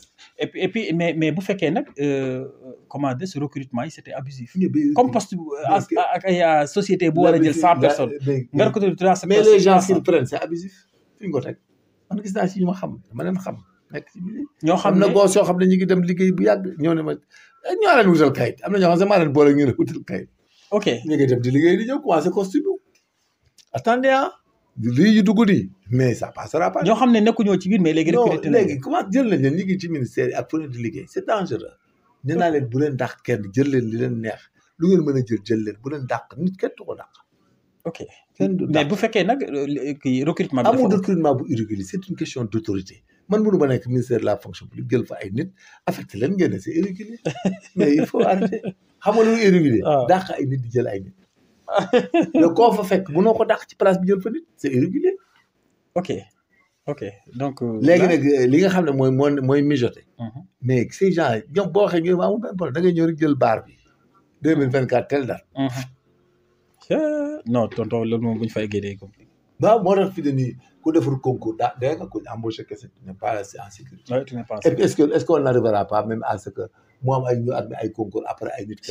loolu waaw ñëw na leen seen ana dossier yi ngeen defar examen di ko corriger waat. loolu parce que réew bu naree am problème nag foofu lay jaaree. mu genre discrimination boobu. moo dangereux ci réew. discrimination baax. waaw day mujj réew bi ay haine ak rancœur lay doon. parce que man ñi ma gis ak ñi ngay waxal koo wax ngay wax major jàmm ngay wax ni ça ne se passera pas comme ça. ok. ah oui duñ ko def. non ils ont dit que ça ne se passera pas comme ça. ah oui xam nga mais dama ko wax avec dinaa ko jëlee depuis bu leen dàq kenn. bu leen yàqal kenn. parce que affaire soxorante dafa garaaw c'est des abus. kii ñëw tey par exemple bu ñëwee nekk président wala nekk nangam tey taxaw jël listam teg loo yor mu nangu looy ci mën c'est les mêmes gens là et les policiers là qui vont vous prendre bien. bariwul mais ay théorie la fii président de la République ministre bu taxaw ni ngay def rek lay def. dem leen dàq waa fee. cité bi nangam mais yàlla di ñëw dàq leen. parce que yaay autorité bi. bu boobaa waa ji day ñëw rek nga taxaw xool da ngay xëy suba teel doo gis kenn ku la garde. gars yi ñëw sa kër génne say bagage teg ci mbedd bi mais xam nga loolu du réew. déedéet jël ay réew ay nit yu liggéey 10 ans 5 ans 7 ans 8 ans di am ci yaakaar nga yeew. mais son père vient là il te prend tout. mais je te dis il te prend tout c'est clair et net. Et dans ce cas ça risque d'être. ne pense même pas que tu échapperas. ok ah. day métti. te politique dafa versatile. gis nga gaawaay bi muy gaaw. non gaaw moom def na ko. gis nga gaawaay ni ngay gaawee dug noonu ngay gaawee. da ngay yeewu rek. doo xam fooy rof sa tànk. match bi jeex. ba da ngay tëdd sa kër guddi doo nalaw ba bët sa. ndeysaan bilaay bis bu Sénégal yi demee ci urne yi ba ñëwaat. ndeysaan da nga naan du ñoom. te loolu wàcc nguur nag benn papa waxoon na ma ko nee na perte de nguur tremblement de terre la. xamoo ci dara sax. gis nga ci ni mu gën a métti. mooy génération yi mujj yi. nga xam ne dañuy soxorante. waaye tout ça fayantoo beeg ñoom seen. day dem ba kenn du ci amati dara. tout le monde sera ruiné. waaw dañuy ruiné seen bopp. dëgg la parce que man. par exemple bu dee rancunier laa man am na loo ma def ci benn société mais dama ci boole ci yow man je fais ma politique je fais les politiques ñu fal ma le matin mais yow bu ñemewoo sax ñëw suma kër boo fa ñëwee mais dama lay dóor dëgg la mais c'est la vérité gor day gore yow waa ji xeex nga ko jël na sa place jël na affaire yow kenn yow dàqoo ko gaañoo ko defoo dara ñu ñëw di dàq sa doom ak di la yàqal nangam mais tu dis rien à l'heure X là tu leur prends tout hein tout à fait mais comme ça c'est une leçon aussi moi c'est une bonne leçon hein c'est une bonne leçon ouais, tu lui prends tout avec sa famille tout le monde tu les rends pauvres jusqu'à ce qu'ils soient des rats de qui c'est-à-dire finalement c'est comme ça qu'on l'enseigne on a dit que certains ennemis il faut les appauvrir et les empêcher même de rebondir et de se venger parce que am na cruauté yoo xam ne doo ko def doomu aadama pare ëllëg ñu lay bàyyi noonu ok waaw parce que fii Sénégal dañuy politique di defante lu ne mais kenn mosu fee dàq kenn ok doo dem fekk doomu jaamu di jàng nga di ko échec loo bac wala ngay échec loo nit ñi mes bu ñu defee ay concours nga bàyyi mais il y a combien de personnes qui étaient dans les rangs même des magistrats des nangam qui étaient en accointance avec les partis politiques mais à part mais ils sont nombreux mais ñi doon politique fii Sénégal feeñ mais il y avait des greffiers des inspecteurs des impôts du trésor et partout des professeurs tout on a renvoyé personne même le professeur là qui avait sorti les hommes à Oussouye là mais kenn dàq ko imaginez yow nga jël ay boy yoo xam ne innocent defuñ dara di liggéey nga dàq nit di liggéey nga di ko dàq di jaay affaire je prends toutes tes dispositions l'essentiel en est que dana am suba teel koo xam tu vas expliquer autre chose mais il te demande même pas d'expliquer des gens comme nous là mais on n'aura pas le temps d'expliquer de vous écouter te gars yi bu ci jàppul ñun musiba dal la doo dese loo jënd mburu ah dans ce cas là. waaw réew noonu la réew day am légalité nga teg ko fële. administration ay liggéey doomu aadama ay santé ay jàngam école bu ci dugal politique. bul dàq bul coince. bul dugg ci dara. yooyu sa yoon nekku ci mais nga ñëw ci régime ñu def ay régime nga ne waa ji amatul droit liggéey Sénégal. ah ngay jël ay mbokkam doomam sax ku sant santam bu sant Sarr wala nangam nga dàq. mais attendez monsieur. loo fay yow da ngay font rek. Ah, ça peut amener des complications. Ah, très grave. Dans l'avenir. Mais ils n'ont qu'à le prendre, ils n'ont qu'à prendre acte. Mais je pense que dañuy régulariser après bon dinañ ci non ban fu ñuy régulariser yow tu viens tu trouves quelqu'un qui travaille nga teg fayoo ko xaalisam fayoo ko droit ngay wax. bu paree tu vas tout payer. yow bu la administration wërëcee. yow mi jëloon mesure. si kër yi nga amoon ak oto yëpp la ñuy jaay. bu ñu ko jaayee fayoo ko ñu nga doon ab. mais mooy dëgg c'est là où foofu la ñu toll. nit nit amul droit dàq nit. parce que yow dañuy entre yow politique. waaw non loolu moom c'est pas bien. c'est pas normal. loolu moom c'est pas bien. c'est des choses yoo xam ne il faut que ça se rectifie après. loolu moom il faut mu clair. loolu c'est pas ay gosses yu innocent. takk jabar am doom. di liggéey parce que man bu ma nekkee ci poste wala DG port. mais du ma dàq kenn mais am naa droit jël fa samay jarbaat ak samay xame ak nangam. ak ñu ma xam dimbali leen. bu ma ay poste liggéey damay jël ñu ma xam ak ñu ma yërëm. mais nga ñëw dàq ñooñu port mais imaginez. boo demee ci hôpital dàq boo demee feneen dàq foo ko teg mais yow Sénégalais simple nga xam ne yow bu dee waaj moo la gën juddu gën lay mbokk gën la tout nga ñëw mun ko dàq foo ko teg dàq mun nga ko affecté sax on peut comprendre mais arrêtez imagine borom kër gu toog ba luyee kër takk nawleem am ñaari doom ñett di am sutura di xëy di wàcc nga yeewu suba teel dàq ko ba pare dem contentieux bi ay infection de travail ñemewuñ sax def le travail ak les kii du ñeme sax def le job normalement pour juger ko fay ko analyser en contentieux du mujj fenn di woote gauche di woote droite mais day boy c'est du jeu c'est un jeu d'enfant métti na trop mais yow du yoon mais attends man je prends acte man ça me fait très mal ok gos yi ñu dàq ni man boo daaxee sama da am problème parce que am naa lu mu ko dund la am na fu mu dëkk am na leen lu mën a def c'est pas mon problème man booy moo tax on fait la politique on va le faire dañ ko def argument ba ñëw un jour on règle ça. non je te dis il faut que ça soit réglé. pour que Sénégal kon major ko dégg nga wax mooy que ne pare na pour sampunte ndam. mais yow bu ko raw la ñuy samp on va aller jusqu'au bout. ah bon non c'est normal. en matière politique Sénégal. dugg ci gàtt non il faut que. nga fexe. ba un jour nga am pouvoir de moraliser tous ces gens là qui tournent dans ce pays dans ces magouilles là. parce que yow même boo nekkee DG fenn wala def dara. pour neexal un parti politique wala ngay dàq ay nit foo ko teg bu ma ñëwee dañuy nangu sa alal. bu sa doom nekkee Sénégal di liggéey nga dàq ko. mooy yoon en tout cas xam nga il n'est pas question nga fekk benn boy boo xam ne ay mbokkam ay pauvre lañ. nekk ay girñal ay mbalaxoon jóge ci àll bi ndeysaan di débrouiller wu. ba jël ko fenn. nga dàq imagine préjudice boobu ngay causé ñooñu. non day métti. waaye yow du yëfi nit. day métti. day métti. dàq nit moo dul wax même nous les militaires là. mais quand on est dans la zone haute da ngay gis gaan boo xam ne li muy def da nga koy nëbb comme dof. doo ko dàq. doo nangu ñu dàq ko. c'est extrêmement grave. mais loolu pour régler ko mooy tous ceux qui ont pris des mesures pareilles là.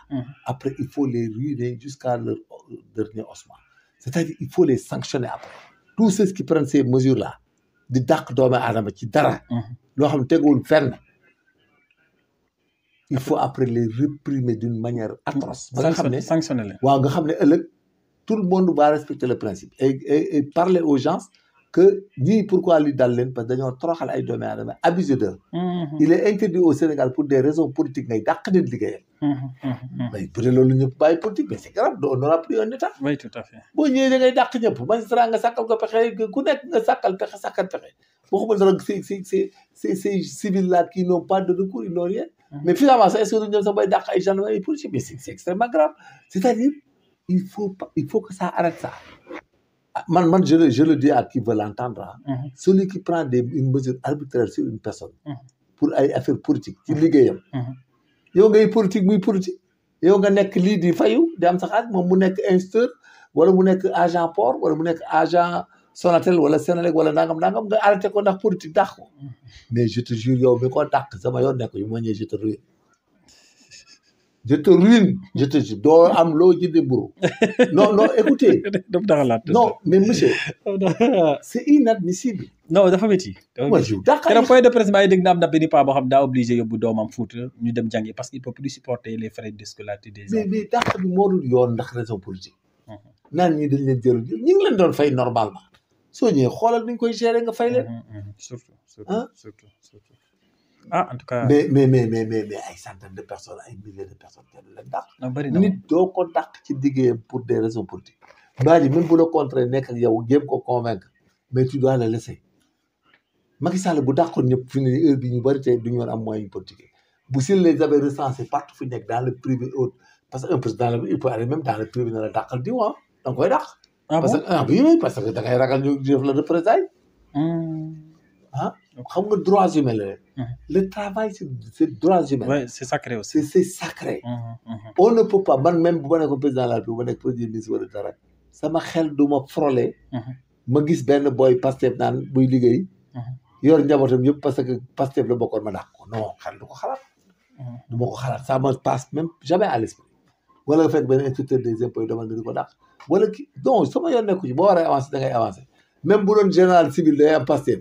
boo waree avancer général. compte ma dama lay avancer loo parce que sinon société boobu du baaxati. du baax dëgg la. fayantoo rek lay indi après. waaw fayantoo lay indi. fayantoo rek lay indi. oui baaxul. da ngay bàyyi ñëpp liggéey ñëpp am seen avancement am seen teranga. amul ñaari gendarmerie amul ñaari police amul ñaari magistrat amul ñaari médecin. dem nañ ba ministère de la santé ñu naan ba dossier bu ñëwee xam nga bu dëkk. oui le ministre damay xool CV bi bu di fekkee waa Pastef. mais da nga yaakaar ne gars yi dañoo dof man tey boobu politique ngay def nii ba taxawee ba nga jekk. da nga dem ministre de la santé nga ne génne leen li signé am motion depuis 2024. Oui, parce que élément Pastef la woon. On est en 2030, tu libères tout le monde et tu ramènes les gens qui ont été renvoyés. doo jël kenn da nga ñiñ dàqoon ngay delloo si waat.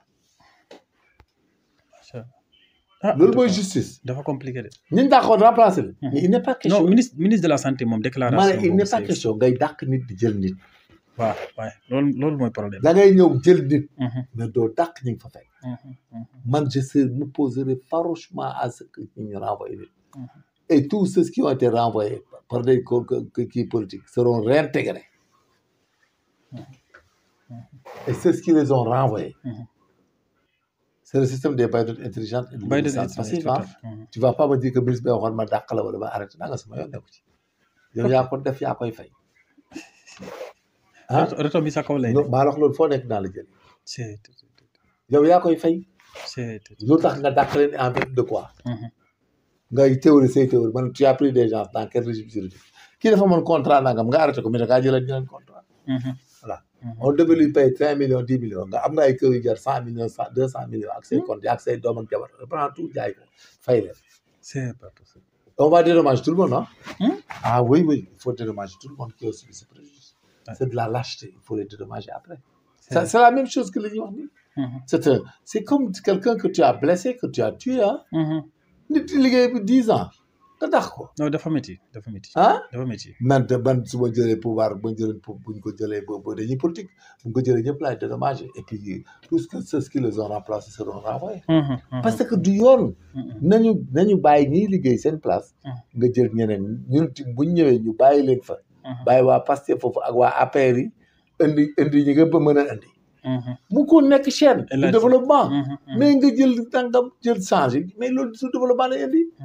day yàq réew bi. day yàq te man dama dul nangu nag sénégalais yow boo xam ne yow gënoon nit ñi ndey ak baay ngay jël nit di ko sénégalais di ko toroxal. waaye di ko dàq waaye. sauver le un gosse qui a 35 ans 40 ans nga di ko dàq muy di commencer à zéro.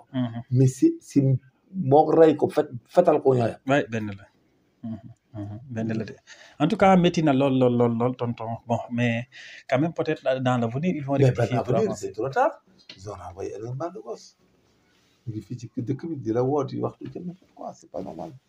dafa métti. jël ay boo yoo xam ne dara yow te boo demee tribunal presque mais je suis désolé mais tu viens là rien parce que ils sont accusés duñ ñemee de peine ils peuvent sanctionner personne parce que boo demee même le port là boo demee ñu war la fay 10 millions 20 doo ko condamné gars yi duñ seetaan ñu leen di condamné fi ko mais y a des problèmes y a des problèmes kay. y a des problèmes. y a des problèmes kay. mais nag bref lu fi waaye leble rek bu ñu la ko fayee li nga leble baaxul. waaye dëgg la mais il faut qu'on retienne que on ne peut pas accepter que des Sénégalais soient renvoyés d'une manière arbitraire et que ëllëg mu changé nga ne leen ñooñu ñu leen remplacé woon dañ leen ko fay bàyyi attendez loolu xel du ko nangu loolu aussi beneen mais loolu xel du ko mën a nangu yow en tant que je te donne un exemple. Toi tu peux pas être un professeur. exemple. wala nga nekk un instituteur ñu lay dàq. parce que kii rek daal di ñëw ne la way sa contrat bi nga amoon arrêté daal di indi sama nit. mais kooku ba mais ñooñu bu ñu ñëwee noo leen di def ñu jël lu dàq la. ah c'est compliqué. ñenn ñi aussi dañuy wax ni seen contrat comme c'est contrat à durée déterminée lañ amoon au lieu ñu renouveler ñu bàyyi leen. il devait les renouveler. dañuy ils ont fait 2 ans 3 ans 4 ans là-bas. munoo dàq ay nit ñuy liggéey normalement. def 2 ans loolu da nga waroon def tri ñu seet ñi baaxul sa graine pour yi nga dindi leen. mais dindi ñëpp jël say nit tout est connu. dëgg la man kay xam naa ci ay nit yoo xam ne moom. ah def nañ 2 ans liggéey bu baax ay. ñii 3 ans 4 ans 5 ans. am ñu nekk ci ay place 5 ans 4 ans l'essentiel ku ko signé da nga fay. barke Sëñ Tuubaa gis nga yooyu ay détails la yoo xam ne aussi. tout le temps mais la morale et la leçon morale. c'est de sanctionner ceux qui ont décidé ça. ceux qui ont posé les actes directement là. il faut les sanctionner. pour que ëllëg benn Sénégalais dootu ko def. parce que boo leen sanctionné indi woon ñu taxoon nga indi leen. ba pare nga wax ko ba mu leer. ne lii ngeen def man ñi ma indiwaat du samay militant APR lañ. bu boobaa. bu boobaa nga leen nag lii ñu def ko lii mooy yoon. nit du dafa ànd ak yow politique. mën nga remplacer comme ni ñuy def nii appeler à d'autres fonctions c'est possible. y a pas de problème pour ça. mais dàq. un gosse boo xam ne ay benn booy séeréer wala benn booy wala pël boo xam ne il n'a rien au Sénégal. nga xam ne amul benn mbokk mu ko mënta dimbali. mu ñafe ba jël ko ci port wala jël ko aéroport ndeysaan sutura bi. muy wàcc dem Fuuta di yóbbu li mu yor wala muy dem Saalum. ak Siin di yóbbu ay teraanga. am jabar ak doom. amul dara lu mu def. yow nga ne waa mais APR mais ñu ko indi APR wala ñu ko indiwoon yooyu mais booy bi sax du politique. benn mbokkam lay doon wala kóllëreem. wala ñuy recruter ko yërëm ko mu tombe ci. jël ay chauffeur dàq moo dul yoon. c'est pas de droits humains dañ ko refuser. nit kuy liggéey nga estomper sa productivité. droits humains nangu ko. c'est des droits humains là c'est des manquements aux droits humains ah. les gens qui font ça là. ils peuvent être poursuivis au pénal. ok pour manquement aux droits humains. c'est un abus d'autorité. c'est un abus d'autorité flagrant. en tout cas voilà. au bout du rouleau. munoo muus ba jàpp fi nit di ko créer dara te ëllëg ñu falu. te gars mais les gens ont décidé nettement que le jour que les choses changeront cela sera remis en place. Et que les gens les décideurs là. tous seront dans le trou. da ngay fay non seulement tu seras ruiné mais tu peux aller en prison. parce que du yoon nga jàpp doomi aadama di ko dàq ndax politique.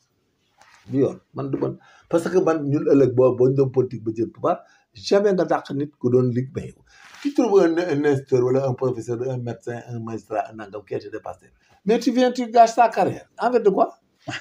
parce que il faisait la politique et toi aussi tu faisais la politique. Oui, tout à fait. Toi aussi tu étais contre l'APR.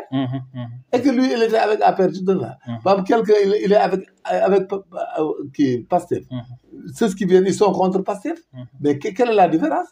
mais waroo dàq waaye dafa ànd ak Pastef non tu dois pas renvoyer quelqu'un parce qu'il est. parce que daa ànd ak Pastef déedéet. waaw nga di ko dàq mais arrêté. tegul fenn quoi. léegi nag bu dee da nga sanctionné ñu jël mesure nga ruiné leen. mais ça d'autres ne le feront plus. nga wax nag leçon ne ñëppay jël leçon. il n'est pas normal au Sénégal de renvoyer des gens. boobaa de ñëppay bàyyi di kii. ah ñëpp a koy bàyyi. ñëpp a koy bàyyi. amul civil ak militaire nag laa ci yemale ah. ku ci jël benn mesure ndax des raisons politiques tu le paieras. Mbaa muy civil muy militaire. c'est muy civil di militaire ak qui que ce soit. macha allah non c'est la vérité. acca jërëjëf kii Major Kandji ñu yemandi foofu rek xëy na tàggatoo woon nga ba pare mais bon foog nga tàggatoo waat nga nuyu waa Touba Mbacké waa. waaw mais ñu ngi nuyu waa Mbacké comme ñu ngi waaj a dem tourner ji émission bi Mbacké. waaw on va le faire mais ñu ngi sant rek di gërëm ñëpp. waaw dëgg la. et puis di ñaan réew mi yàlla def fi jàmm. ñooñu nga xam ne nag dañ leen a xañ seen liggéey pour des raisons politiques yàlla neen yàlla may. liggéey way des sant dëgg la luñ muñee. c'est très dur mais. ainsi va la vie. oui tout à fait. mais ñu ñaanal ñëpp rek. ba yàlla may nit ñi doole bañ faj ko wala. surtout merci en tout cas loolu mooy l'essentiel képp koo xam ne rek ñàkk nga sa liggéey wala boog yaa ngi wër amoo yal na la yàlla jàppale suturaal la parce que sutura yàlla rek moom moo ëpp lépp doole Sénégal suñu Sénégal la kenn ku nekk na nga xalaat loo xam ne dina ko mën a ñàkk dina ko mën a defar c'est ça l'essentiel ñu ngi leen di santaat bu baax di leen gërëm ci teewlu bi ak tànneef bi on vous demande juste d'abonner activer la cloche de notification chaque samedi à partir de 20h di ngeen am seen émission le soir d'actualité Abdou face au majeur d'ici là portez-vous bien et bonsoir.